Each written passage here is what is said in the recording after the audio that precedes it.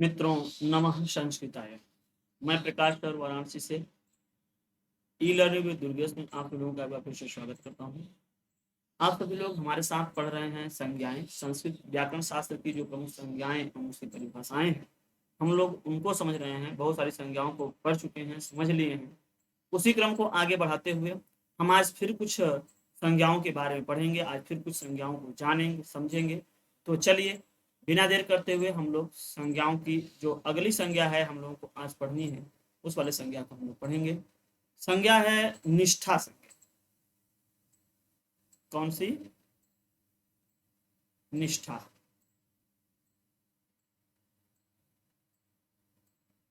ये निष्ठा संज्ञक क्या होता है? निष्ठा संज्ञा किसकी होती है? तो ध्यान देना, जो इसका सूत्र है, तो तवतु त तवतु निष्ठा, अर्थात त और तवत, ये जो तवत जो दो संज्ञाएं होती, दो प्रत्यय होते हैं, ये जो दो प्रत्यय होते हैं, इनकी क्या होती है? निष्ठा संज्ञा होती है। इसको 25वां नंबर का सूत्र कहा गया है अष्टाध्याय में। पहले अध्याय के पहले पाद का 25वां सूत्र। ध्यान देना, यहाँ पर दो प्रत्यय है, एक त है और एक तवतु है। तो हम यहाँ पे लिखेंगे त और तवतु। वास्तव में इसके ऊपर चंद्राकार लगा होता है। कई जगहों पर आप देखेंगे, जो जब हम पढ़ाएंगे आपको प्रत्यय, तो वहां बताएंगे कि ज्यादातर जगह पे जब आप उसकी जब आप शास्त्रीय प्रक्रिया में समझोगे तो तवतु होता है, तवतु। तो त के ऊपर जो है चंद्राकार होती है, जिसका उपदेश है अजनुनासिक इत से एक संज्ञा होकर के त से लोप से लोप हो जाता है, और वह बचता है केवल तवतु। और त में से त का ऊ चला गया, बच जाएगा तवत। ठीक, तो उसके बारे में हम अभी चर्चा करेंगे जब प्रत्यय पढ़ेंगे, तब अभी उसके बारे में कोई डिस्कशन नहीं। बस इतना जानिए, त और तवतु प्रत्ययों की, त और तवतु प्रत्ययों की, माने यही दोनों प्रत्ययों की निष्ठा संज्ञा होती है।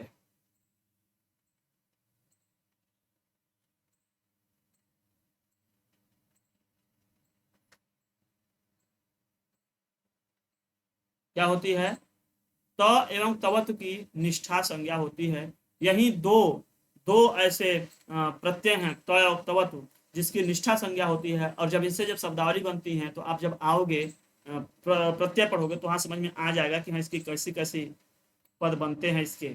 जैसे अगर हम बात करें, जैसे अगर हम बात करें, त प्रत्यय लगाएं, तो पठित भी बनता है, भुक्त भी बनता है। आप ऐसा भी लिख सकते हो, जैसे पठित, इसमें धोक्ता प्रत्यय वाला है, या फिर भुक्त, इस तरीके से बन गया है। और जब आप तवतु प्रत्यय लगाओगे, तवतु प्रत्यय लगाओगे तो क्या होता है? भुक्तवान या पठितवान।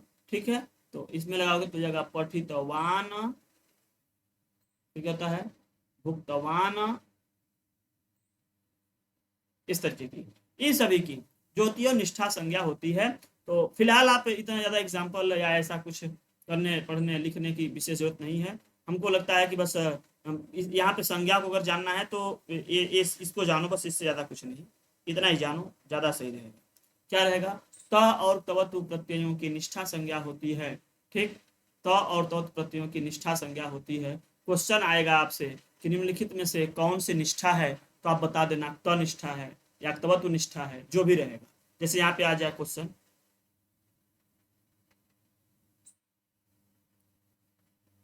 निम्न में निष्ठा है,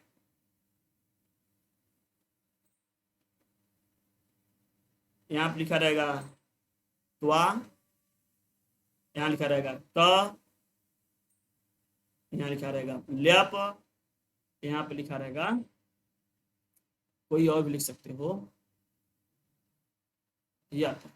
ये जो त है, इसकी क्या हो जाएगी? निष्ठा हो जाएगी। त हो या तवतु हो, त और तवतु दोनों की निष्ठा संज्ञा होती है।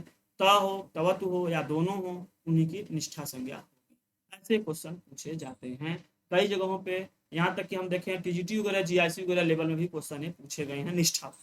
ज्यादातर देखें निष्ठा वाला बहुत जगह क्वेश्चन पूछा गया है। तो आप यहाँ पे इस क्वेश्चन को ध्यान रखें। नेक्स्ट वाला जो हम चलेंगे, एक और यहाँ पर पढ़ेंगे संज्ञा को। हम यहाँ पे संज्ञा पढ़ेंगे सर्वनाम संज्ञा।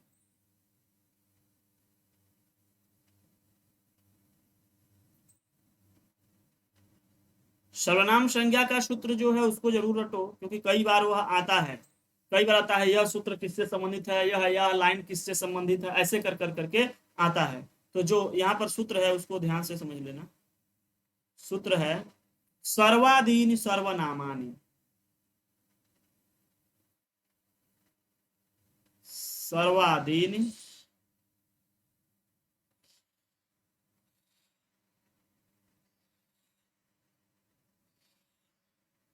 सर्वनामानि। ठीक है, यह 26वें नंबर का सूत्र है, पहला का पहला अध्याय पहला पाद का 26वें नंबर का सूत्र है। तो ध्यान ना, सर्वादीन सर्वनामानि, इसका मतलब क्या है, सर्व आदीन। यहाँ पे अगर हम इसको अलग कहें तो क्या हो जाएगा, सर्वादीन मतलब क्या हो जाएगा, सर्व आदीन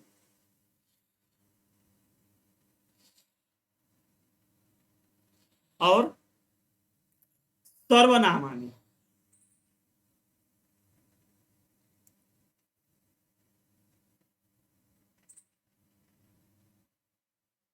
ठीक, अब सर्व आदि सर्वनामानि अर्थात इसके अंतर्गत में जैसे जैसे एतत, अहम, युष्मद, अशमद, ये सब जो शब्दावलियां आती रहती हैं, आप लोग पढ़े होंगे। सर्व ना, यहाँ लिख दें क्या, सर्व एतत यम इदम, ऐसे होता है ना, इदम अशमद युष्मद,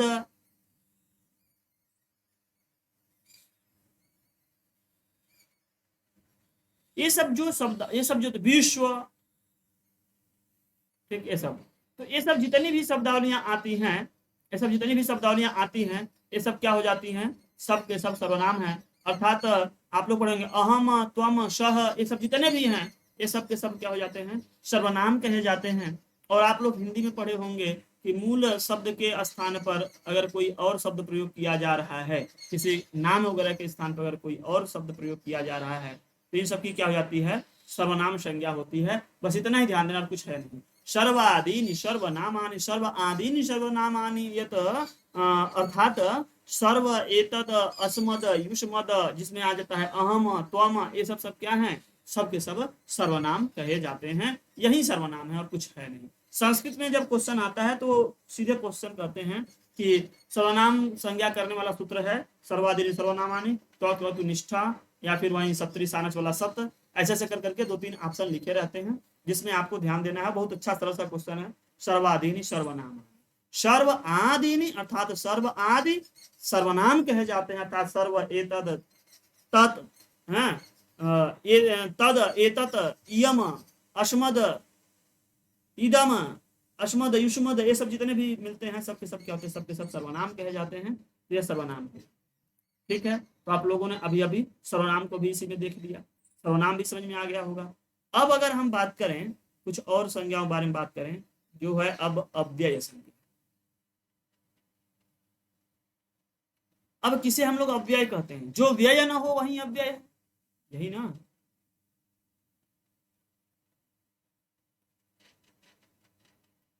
अव्यय संज्ञा, जो व्यय ना हो वह अव्यय। लेकिन ये थोड़ा सा बड़ा है, इसको बाद पढ़ाते हैं, इसको इसके बाद में, क्योंकि वो एक वीडियो से पूरा आ जाए, क्योंकि थोड़ा समय लगेगा इसमें, ज्यादा ज्यादा बड़ा हो जाएगा। फिर इसमें आप लोग पढ़ लो, इसके बाद पढ़ो विभाषा, पढ़ो विभाषा, विभाषा संज्ञा।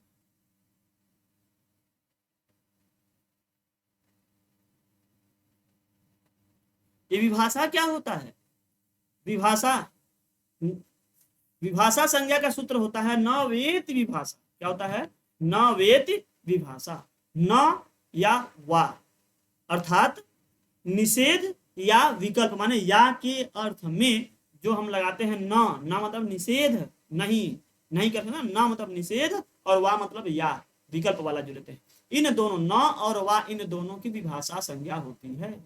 इन दोनों कौन संज्ञा होती है, विभाषा संज्ञा होती है। सूत्र बहुत सरल सा है, इसको आप लोग ध्यान से देखना। यह सूत्र कौन सा है, यह सूत्र है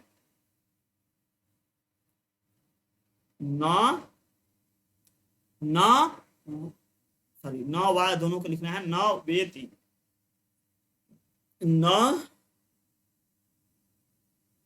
न व इति है ना, न वेति विभाषा। यहाँ कौन सा सूत्र हो जाएगा? यह 43वां सूत्र है। निश्चित तरीके से बीच में बहुत सारी और सूत्र होंगी, वो मैं नहीं बताया। न वेति, न वेति विभाषा, अर्थात क्या हो जाएगा? न वा इति विभाषा, न वा इति विभाषा। इसको अगर हम तोड़ेंगे तो क्या मिल जाएगा? न वा इति विभाषा, मतलब न वा, जो न है और वा ये जो है इति माने ऐसा, ठीक है, न वा ये ऐसा, ये क्या हो जाते हैं? इसी को हम लोग क्या कहेंगे? विभाषा के नाम से जानते हैं। अर्थात अगर हम यहाँ बात करें न मतलब क्या हो जाएगा? न हो जाएगा निषेध के अर्थ में। न माने निषेध, आप कह सकते हैं निषेध या निषेध के अर्थ में, और वा माने या मतलब विकल्प, मतलब विकल्प ना, या भी लिख सकते हो, विकल्प भी लिख सकते हो। या मतलब वही यह या ऐसा करते ना, वही विकल्प वाला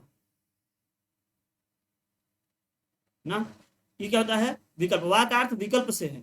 निषेध या विकल्प, इन दोनों की न माने यह और यह, न वा इति विभाषा, न और वा इन दोनों की निषेध और विकल्प के अर्थ में विभाषा संज्ञा होती है। क्या हो जाएगा? न माने निषेध, वा माने विकल्प, अर्थात न और वा की क्रमशः निषेध और विकल्प के अर्थ में विभाषा संज्ञा होती है। किसकी विभाषा होती है? निषेध की? नहीं, विकल्प की नहीं, न और वा की। किसकी? न की और वा की। किसके अर्थ में? न का निषेध के अर्थ में, और वा का ऑप्शन लेने के अर्थ में, अर्थात क्या कर सकते हो? विकल्प के अर्थ में। न यहां लिख देते हैं हम, न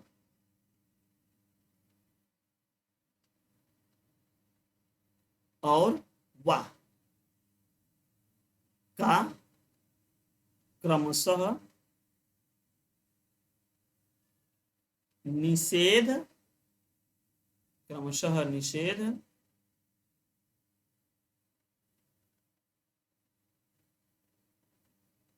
और विकल्प, निषेध और विकल्प के अर्थ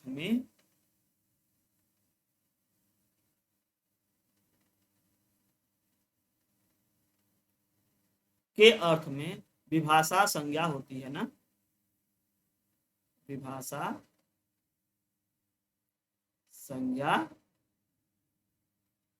होगी। मतलब यहाँ पे क्या मिला? न और वा, ये दो हैं, इन्हीं को हमको करना है, एक न का और एक वा का। न और वा इन्हीं दोनों का किसके अर्थ में? एक तो हो जाएगा का निषेध और दूसरा हो जाएगा विकल्प। न और वा का क्रमशः निषेध और विकल्प के अर्थ में कौन सी संज्ञा हो जाएगी? विभाषा संज्ञा होगी। क्या हो जाएगा? विभाषा संज्ञा होगी। न और वा का क्रमशः निषेध और विकल्प के अर्थ में विभाषा संज्ञा होगी। क्वेश्चन आता है, निम्नलिखित में से विभाषा है न, तवतु, या फिर कुछ और शब्द लिख देंगे, च ट, इन सब के तरीके से लिख देंगे। कहेंगे निम्नलिखित में से विभाषा है, तो न विभाषा होगी और वा विभाषा होगी। न ब्रैकेट में निषेध भी लिखा होगा तो तुरंत समझ में आ जाएगा कि यह न विभेद, यह जो न है यह निषेध के अर्थ वाला ही न है। क्या हो जाएगा? ये जो न है वह निषेध के अर्थ वाला ही न है, और यही विभाषा है। वा जो है यह विकल्प वाला ही वा है, और इसलिए इसमें क्या हो जाएगी? विभाषा हो जाएगी। तो न वा इति विभाषा, न अर्थात निषेध और वा मतलब विकल्प के अर्थ में न और व की क्या हो जाएगी? विभाषा संज्ञा होगी। अर्थात इन्हीं को हम विभाषा कहेंगे।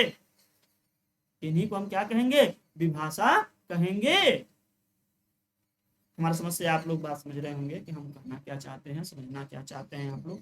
अगर आप वास्तव में समझना चाहोगे निश्चित तरीके से समझ लोगे, और जब नहीं समझना चाह रहे होगे तो फिर इतना समझाने के बाद में भी तो प्रॉब्लम ही है ना।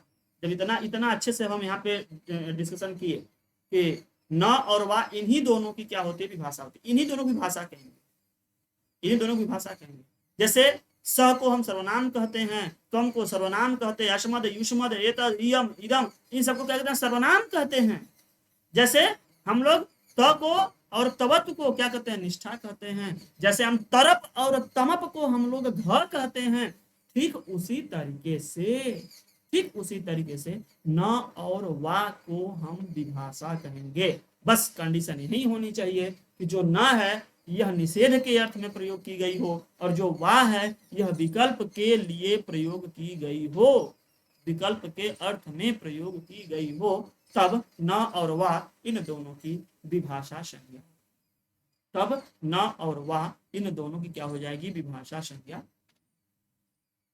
हमारी समस्या अब तो बिल्कुल क्लियर हो गया होगा, और जिसको नहीं क्लियर हुआ होगा मैं उसे विशेष रिक्वेस्ट करूंगा कि आप लोग इस वीडियो को 2 बार, 3 बार, 4 बार देखें, शायद आपको समझ में आ जाए। बिल्कुल समझ में आ जाएगी, शायद इसमें कोई बात ही नहीं है। तब भी ना समझ में आए तो आप जरूर जो है मैसेज कीजिएगा, जो भी जिस तरीके से आप मैसेज करते हो, जिस तरीके से आप कमेंट पहुंचा सके हमारे तक पहुंचाइएगा। फिर हम कोशिश करेंगे, फिर से एक नए तरीके से इसको फिर से समझाएंगे। वैसे हमको लगता है कि मैं बड़े अच्छे से आप लोगों को बहुत अच्छे तरीके से बता दिया कि कौन विभाषा है, कौन निष्ठा है, कौन घ है, कौन सर्वनाम है, कौन किसको हम प्रगृह कहते हैं, किसको हम सवर्ण कहते हैं, किसको हम अनुनासिक कहते हैं, किसको हम अननुनासिक कहते हैं, किसको हम संयोग में डालेंगे, किसको हम गुण कहते हैं, किसको हम वृद्धि कहते हैं। ये सब अलग अलग संज्ञाएं किन किन को कहते हैं, ऐसा मैं अपनी ओर से तो पूर्णतः कोशिश किया हूं कि आप लोगों को समझा पाऊं, समझाया हूं। अब आगे कुछ संज्ञाओं के बारे में हम चर्चा करेंगे, जिसमें अव्यय संज्ञा है। उसके बाद आप और आगे आओगे तो आपको मिलेगा फिर संप्रसारण संज्ञा भी पढ़ना पड़ेगा, फिर टी संज्ञा पढ़ना पड़ेगा, उपधा संज्ञा पढ़ना पड़ेगा, ठीक, कुछ नदी संज्ञा, घी संज्ञक, ऐसे बहुत सारे संज्ञक। आपको सत संज्ञा भी पढ़नी पड़ेंगी, संहिता संज्ञा, संयोग संज्ञा पढ़ लिए, संहिता संज्ञा भी पढ़ लेंगे। तो कुल मिला जुला करके कुछ और हम अभी संज्ञाओं के बारे में भी हम और चर्चा करेंगे। और उसके बाद फिर हो जाएगा आदेश वगैरह, स्थानीय आदेश तो सरल है, तो एक दिन थोड़ा सा बता देंगे, समझ लोगे। फिर उसके बाद प्रत्यय वगैरह को प्रत्यय में चर्चा करेंगे, कारक को कारक में चर्चा करेंगे, लिंग और विभक्ति वगैरह को हम थोड़ा सा चर्चा कर लेंगे। और उसके बाद जो बारी आएगी आई थिंक किसकी आती है? लकार की। तो लकार को हम लकार वाले में चर्चा करेंगे, धातु लिंग और गण वगैरह को उसी जगह चर्चा कर लेंगे। तो यह इतनी संज्ञाएं हम मूल रूप से यहाँ पे चर्चा करेंगे। और उसके बाद में बीच बीच में जब कभी आवश्यकता पड़ेगी, जहाँ पे कुछ अलग हमको दिखाई देगा कि हाँ यह संज्ञा महत्वपूर्ण है, तो उस संज्ञा को हम उसी जगह पे लगे हाथ हम आपको बता देंगे, समझा देंगे। तो अभी के लिए बस इतना ही। चलिए मिलते हैं नेक्स्ट क्लास में कुछ और अलग संज्ञाओं के साथ में। तो थैंक्स फॉर वॉचिंग। जय हिंद।